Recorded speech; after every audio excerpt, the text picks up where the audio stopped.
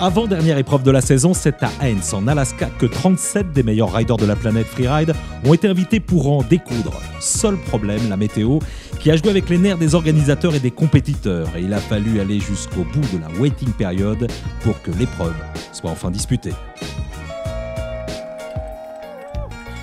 Côté français, pas simple pour Loïc Colomb-Paton. Le champion du monde 2014 va chuter en fin de run. Il va terminer à la 13e place de l'épreuve et pointe maintenant à la 9e place mondiale avant la finale.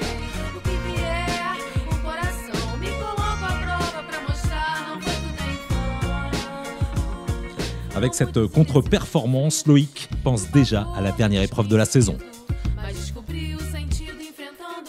Ouais, Verbier, je trouve que c'est la plus belle face qu'on a ridée. Enfin, quoi qu'ici, elle était quand même très jolie aussi. Et voilà, ouais, maintenant faut se concentrer pour Verbier. Et puis voilà, la saison n'est pas finie. Le titre, je passe à côté cette année, mais ça reste une course la plus belle. Donc voilà, on va essayer de bien la rider. Beaucoup mieux pour un autre Français, vainqueur de l'Extrême de Verbier en 2013. Kevin Gury s'offre un podium avec une 3e place en Alaska.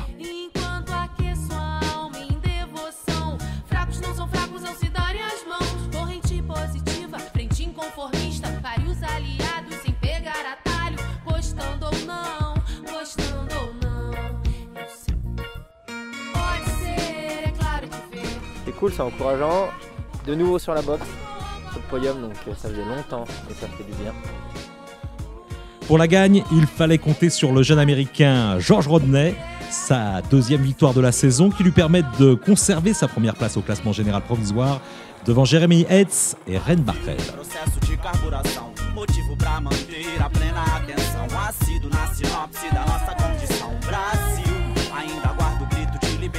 On passe au snowboard, les sœurs Mouton étaient de la fête. Anouk est 4e et Elodie s'empare de la 3e place. C'est également sa place au classement général provisoire devant Anne-Fleur Marxer.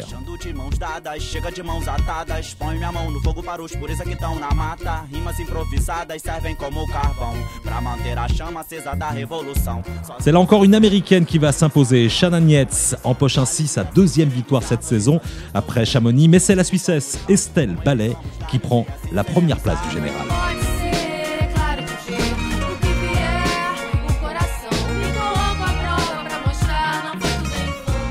Chez les boys, grosse déception chez les Frenchies avec la contre-performance de Jonathan Charlet qui avait participé au chat des riders juste avant l'épreuve.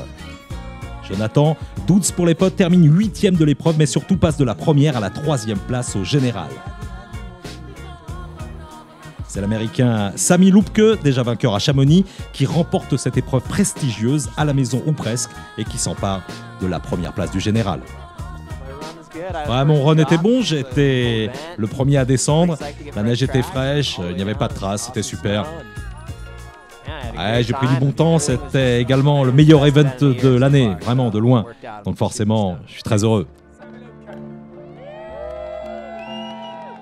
Prochain et dernier rendez-vous du 26 mars au 4 avril pour l'Extrême de Verbier en Suisse.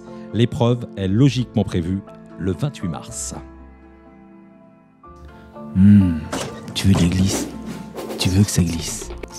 Alors clique ou je te claque. T'as pas vu les 2 grosses vidéos que je viens de te mettre sous le nez? Regarde, elles sont pour toi.